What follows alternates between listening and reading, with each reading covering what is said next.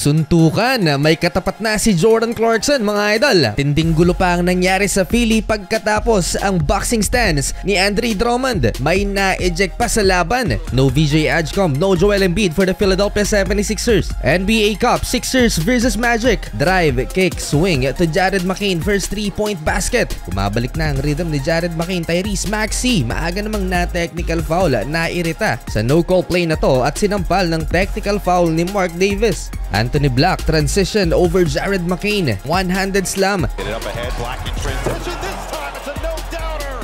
Anthony Black takes flight. Nag-mini run ng Philly at umabot ng 7 points ang lamang nila sa Orlando Magic. 7 points for Jared McCain off the bench. Nabigyan naman ng rare minutes si Eric Gordon. Naging bench warmer na lamang sa Sixers ang former NBA sixth man at wala na siya sa regular rotation ni Nick Nurse. Orlando Magic able to tie the game at 35 going into second quarter. Parang binangungot ng 76ers sa second quarter nang mapa-take over si Anthony Black. Naging liability sa depensa ng Philly si Andre Drummond. Napapag-iwanan ng mga athletic players ng Orlando Magic pero yung outside shooting talaga nila ang nagpalobo ng lamang sa home team. Anthony Black corner triple and alley-oop dunk in transition followed by corner triple from the right wing naman. 25 points and counting for Anthony Black at 19 points na ang lamang ng Orlando. Isang masamang balita para sa Philly fans dahil na-injured si Trendon Watford at mukhang hindi maganda ang injury niya dahil tinulungan siya para makabalik sa locker room. Nagkapikunan papatapos ang second quarter involve si Andre Drummond. Habang nag-e-enjoy sa laro ang Orlando Magic naiirita na pala itong si Andre. Nag-alad Dwayne Wade LeBron moment pa si Jalen Suggs at Wendell Carter Jr. After niya na eto na ang nangyari mga idol.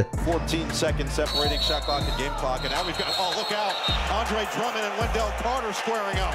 Unang pumasok sa isip ko mga idol nang ginawa to ni Andre Drummond ay walang iba kundi ang ating kababayan na si Jordan Clarkson. Madami ang nangyari at nag-escalate ang tensyon. Sumali si Jalen Suggs at biglang tinulak si Andre Drummond. Lumaki pa ang gulo dahil kay Jalen Suggs sumali na din si Jabari Walker. Habang na kay Andre Drummond ang atensyon ng referee, nagkatulakan naman sa kabila. Tinulak din ni Desmond Bane si Jabari Walker. 5 ang na-technical at isa naman ang na-eject at yon na ay si Jalen Suggs. Parang galit na matatawa itong si Wendell Carter Jr. sa reaksyon ni Andre Drummond. Well, patawa-tawa din si Andre na para bang proud pa siya sa ginawa niya. Natambakan ang Philadelphia 76ers 86-60. That's 26-point lead para sa visiting team going into halftime. Career high in assist na sana in the first half for Jalen Suggs dahil meron na siyang 11 dimes in first 2 quarters. Bukod kay Embiid at Agcom, wala din si Paul George. Wala pa ring sagot sa third quarter ang Philadelphia 76ers at lalo pa silang natambakan ng Orlando Magic.